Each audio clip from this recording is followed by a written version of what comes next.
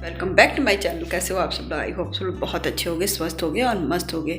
मैं जा रही हूँ तनुष को लाने, 2:15 हो रहा है और मैं सुबह सुबह से कोई चीज़ नहीं शूट की थी, इसलिए नहीं शूट की थी कि मैं चल रही हूँ। बताती हूँ ये कुछ ऐसा था भी नहीं। मैंने सुबह आलू गोभी मटर की सब्ज़ी बनाई और कल का मेरा प्रोग्राम में थक गई थी इतना ज़्यादा कि सुबह मैंने कुछ ज़्यादा किया नहीं। तो अभी चलते हैं तनुष के स्कूल और उसको मैं लेकर आती हूँ फटाफट से। पहले देखिए बात तो कर लूँ।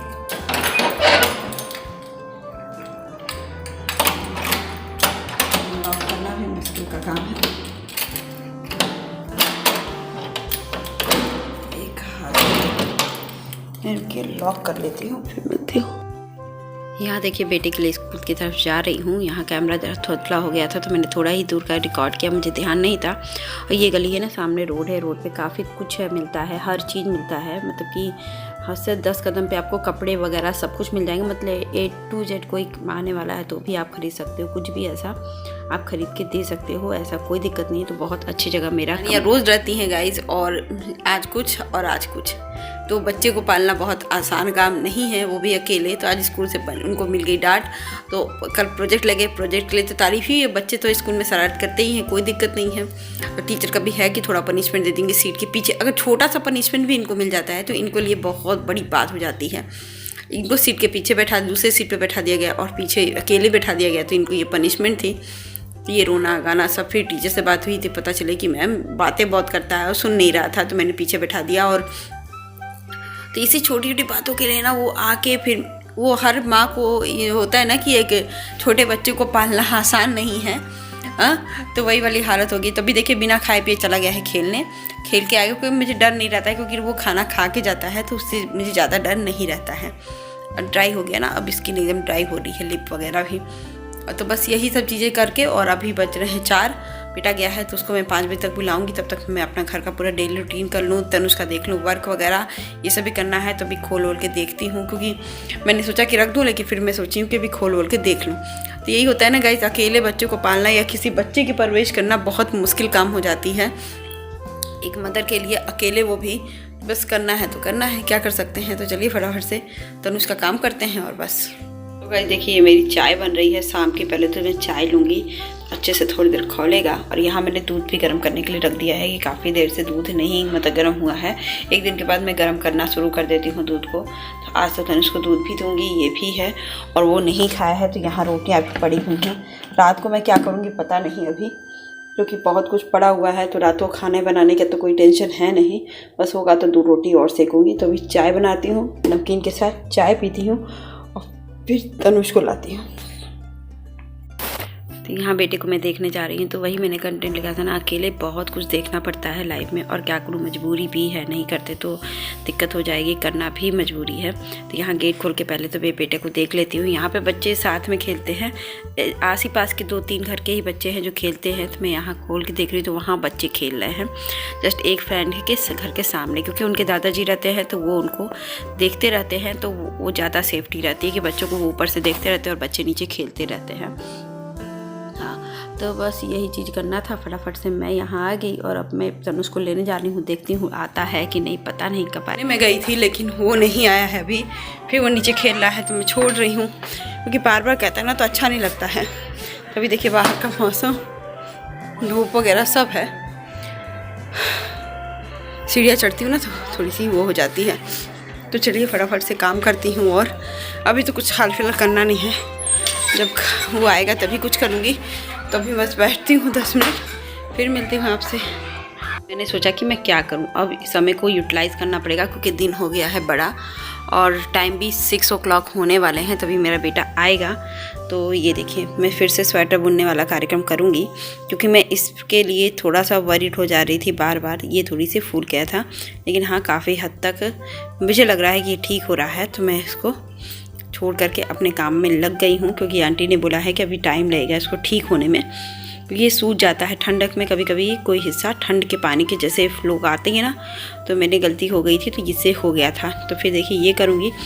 और एटलीस्ट मेरे बेटे का पेपर का यहाँ शेड्यूल बनाने जा रही हूँ, क्योंकि मेरे बेटे का पेपर होगा स्टार्ट। मैम से बात हुई है तो पेपर स्टार्ट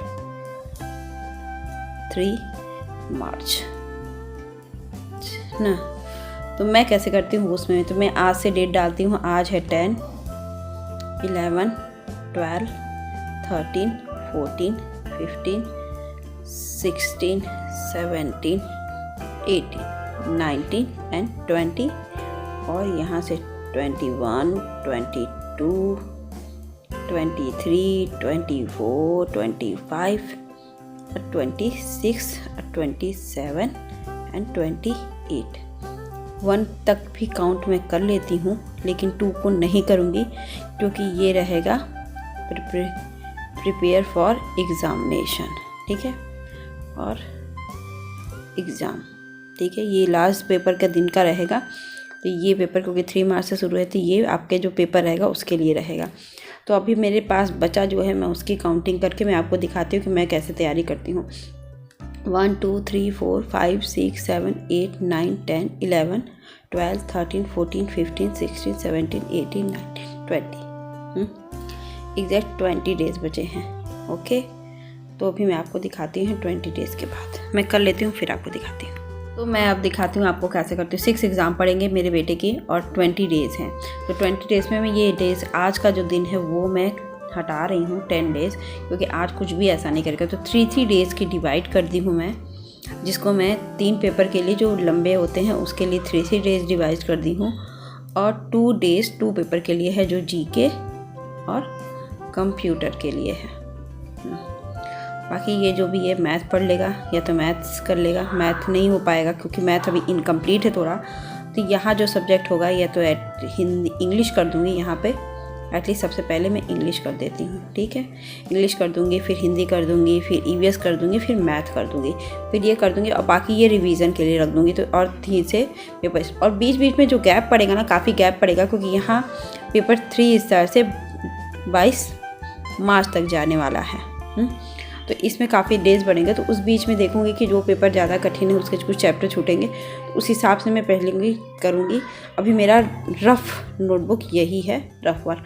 तो मैं अपने बेटे को ऐसे पढ़ाऊँगी, तो आज तो उसको आने दीजिए, फिर कल से इसकी रूटीन चालू होगी।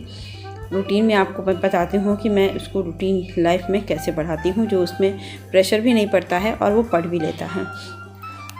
रूटीन क्या है, अब मैं इसके प्रयोग कल से करूँगी कि मैं आएगा खेलने कूदेगा, तो 3 से 4:40 तक पढ़ेगा। इसके बाद ये खेलने चला जाएगा, खेल वेल कर आएगा, 6:30 पर आ जाएगा घर पे। फिर मैं उसको नाश्ता कराऊंगी, आधे घंटे का ब्रेक करा के फिर मैं 7:30 से 8:30 तक उसको पढ़ाऊंगी। इस बीच में उसको खाना भी खिला दूँगी, बीच में ले करके उससे वर्क करता रहेगा, मैं खाना भी खिला दूँगी उसको, या उसके बाद खाया जो भी मन करेगा वो करेगा मैं बीच में। और उसके बाद फिर मैं यहाँ पर कर रही हूँ अपना ये, फिर जब हॉलीडे पड़ेगा किसी दिन, जिस दिन छुट्टियाँ बढ़ती हैं बच्चे की, उसे सुबह में 8:30 से 9:30 तक, फिर उसके बाद नहाएगा, खेलेगा, कूदेगा, फिर 1:30 से 1 PM से 4 PM तक पढ़ेगा, और फिर शाम को वही रूटीन करेगा।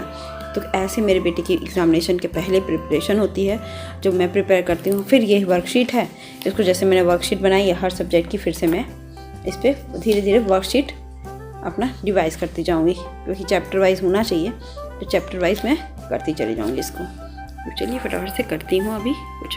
मैं आ गई गाइस, मैंने पढ़ाने का समझाया, और आज जो मैंने कंटेंट लिखा था कि माँ बाप क्या क्या समझाएं बच्चों को, कुछ समाज और कुछ सिचुएशन और कुछ फ्रेंड सर्कल या कुछ भी ऐसे, समाज ही ज़्यादा सिखाता है बच्चों को, और पेरेंट्स को भी तब सिखाता है कि क्या राइट है क्या रॉन्ग है, बताना पड़ता है। तो अभी तो मेरा देखिए हर फ्रेंड, मैंने इसीलिए बताया था क्योंकि कुछ बच्चे होते हैं ना, इनके साथ इनके फ्रेंड हैं, कभी ये कर लो, तो इसको ये नहीं पता कि वो सही है कि गलत, पता चला उसको भी डांट पड़ती है, इसको ज़्यादा पड़ जाती है क्योंकि ये बातूनी है थोड़ा, तो मैं होता है ना बातूनी है, उसको भी डांट पड़ती है, इसको भी डांट पड़ती है। तो मैंने यही बोला, फिर टीचर बोलती भी है, और तनुष ये सब चीज़ें, तो फिर ये थोड़ी टॉकिंग वाला भी है, बच्चा टॉक करता है, तो उसके लिए भी उसको सुनना पड़ता है, मैम से डांट खानी पड़ती है कि नहीं बच्चा मत बोलो। तो चलो ठीक है। तो बच्चों को ना आप क्या सिखाओगे आपके नहीं पता, आप जो सिखाओगे वो बाहर जाके वो अप्लाई कर भी पाएगा कि नहीं, अप्लाई करेगा तो कहीं वो गलत ना हो जाए टीचर के सामने, क्योंकि कब उसको बातें बतानी है, कब वो आर्ग्यूमेंट में बदल जाता है, वो उसको नहीं पता, तनुष को नहीं पता, बच्चे को नहीं पता, टीचर को भी नहीं पता कि नहीं। तो बस वही बात है ना, कभी कभी ज़्यादा बोलना भी अच्छा होता है, वो कभी कभी जैसे सिचुएशन के हिसाब से अपनी परिस्थिति, वही कहते हैं ना, समाज और सिचुएशन बहुत कुछ सिखाता है बच्चों को, माँ बाप नहीं सिखा सकते उतना।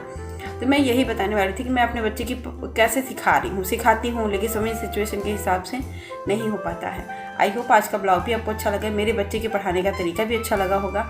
और जो बताइएगा ज़रूर से कि क्या क्या अच्छा लगा, क्या क्या आपको लगा। और रात को मुझे कुछ खाना बनाना नहीं है, एटलीस्ट आलू गोभी मटर की सुबह सब्जी बना ली थी, मूली का अचार बना लिया था जब मैंने और 4-5 रोटियां बची हुई। तनुष खाया ही नहीं है, तभी दूध पिया है, थोड़ी देर बाद आके खाना खाएगा, तो उसके साथ मैं भी खा लूँगी। तो मैं इनफ है तो खाना पीना बनाने है, बस अभी मुझे पढ़ाना है। आई होप आज का ब्लॉग भी आपको अच्छा लगे तो लाइक शेयर सब्सक्राइब जरूर कर दीजिएगा। और आप बताइएगा ज़रूर से कि अपने बच्चे को क्या क्या सिखाते हैं, क्या क्या बदलना पड़ता है सिचुएशन और समाज के अकॉर्डिंग नहीं होता है। तो चलिए बाय बाय।